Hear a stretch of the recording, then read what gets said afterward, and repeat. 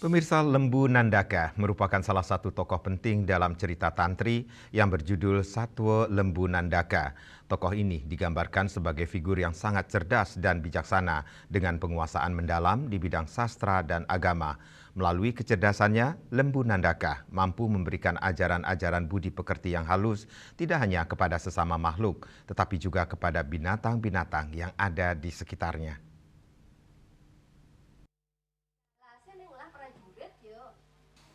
Dalam cerita tersebut, Lembu Nandaka ditampilkan sebagai sosok yang patut dijadikan teladan dalam kehidupan saat ini. Karakternya yang bijaksana, penyabar, dan baik hati mencerminkan nilai-nilai luhur yang relevan diterapkan dalam kehidupan bermasyarakat. Salah satu kisah menarik adalah persahabatan Lembu Nandaka dengan singa Chandra Pinggala, seekor binatang yang lebih besar dan dikenal buas.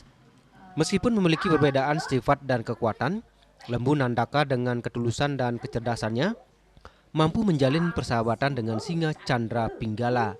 Melalui hubungan tersebut, Lembu Nandaka mengajarkan berbagai nilai kebaikan dan ajaran-ajaran pengetahuan tentang kepemimpinan kepada singa Chandra Pinggala, sehingga sang singa dapat menjadi pemimpin yang adil dan bijaksana. Ya, jadi Lembu Nandakanya. Melalui cerita Tantri niki, salah satu cerita atau cerita sambung menyambung cerita Manyarite, kisah Lembu Nandaka adalah bagian pembuka atau bagian awal dari cerita Tantri yang mengisahkan tentang bagaimana seekor lembu Nandaka yang mencerminkan kecerdasan dan kebijaksanaan berteman dengan seorang penguasa atau seorang raja. Dalam konteks ini adalah singa Chandra Pinggala.